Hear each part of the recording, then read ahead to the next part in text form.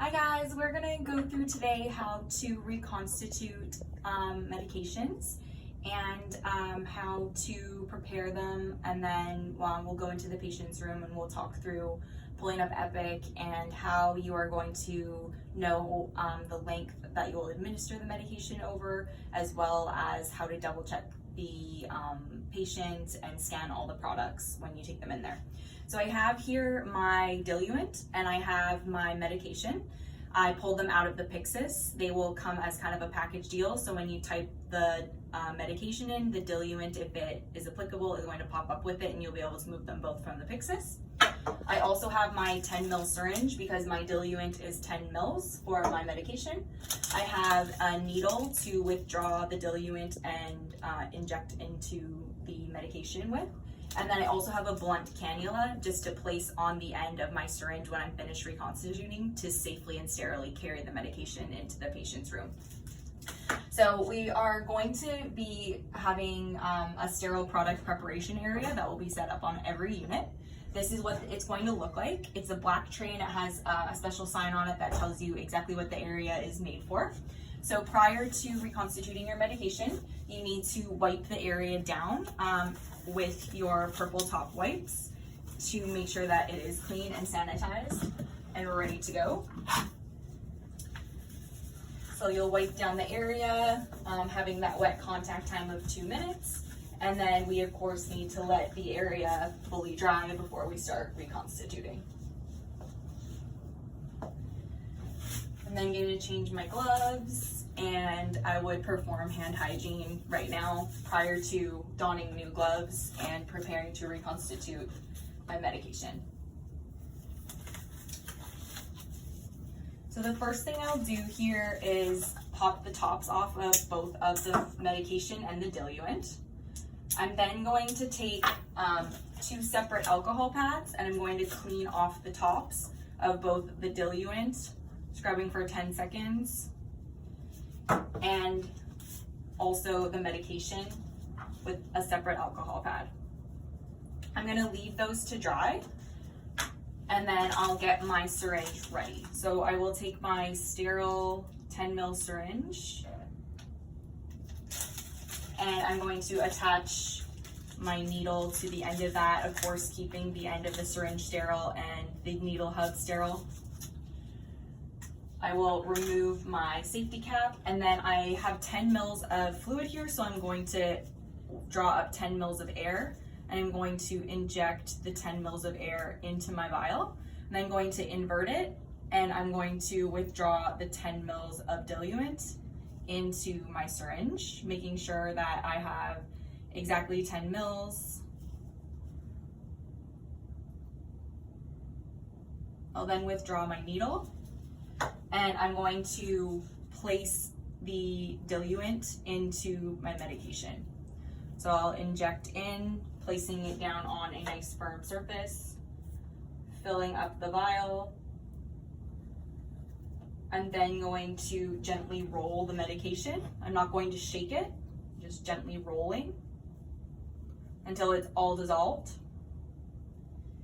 Then I am going to withdraw my medication out of the vial.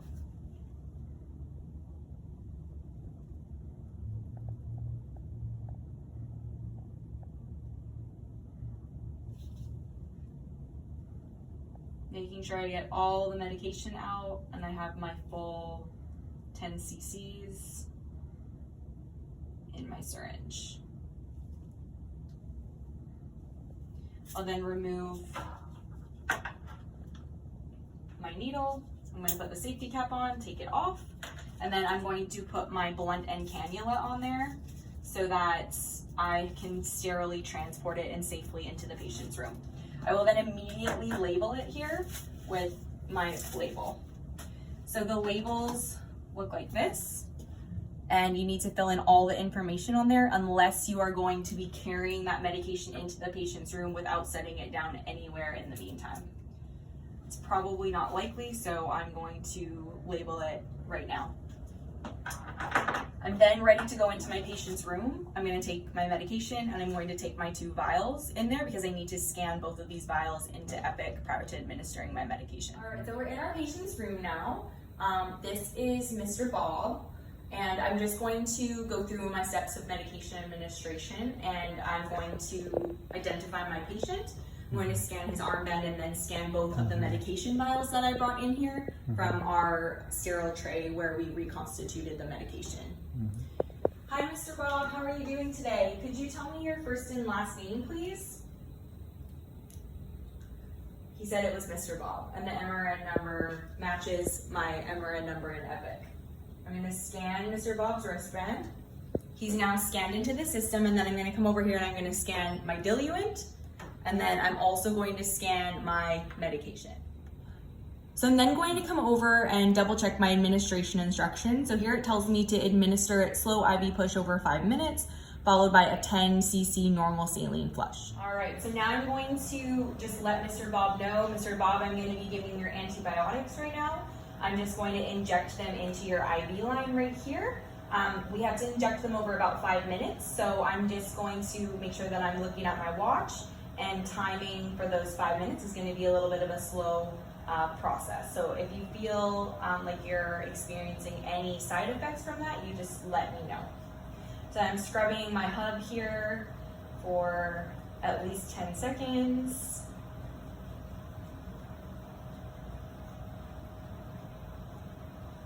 I'm going to flush my IV line really quickly here and make sure that I get a good flush and good blood withdrawal on the line.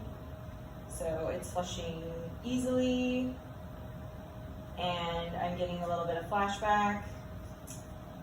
I'm then going to take my labeled antibiotic that I made and hook it up to my injection port here, and then my 5 minutes will start. I'm just going to very slowly push the medication while I'm making sure that I'm watching the time. So I just finished pushing my antibiotic in, so I'm going to disconnect my syringe, and I'm going to scrub off my hub. I'm then going to take my normal saline flush, 10 mils, just like it said in Epic, connect it to the hub, and I'm going to give the IV a good flush.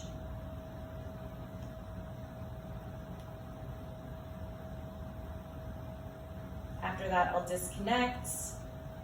I'm going to lock my line off, and then I'll make sure that I clean one more time with a fresh alcohol pad. So that concludes the process of reconstituting your medications. Should they need to be given IV push, there are a select group of medications that we are changing due to a shortage of our mini bags that's currently happening right now.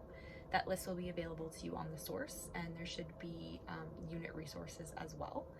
Otherwise, you can reach out to your directors or educators if you need more information or have any questions about the process change. Thanks so much for watching, guys.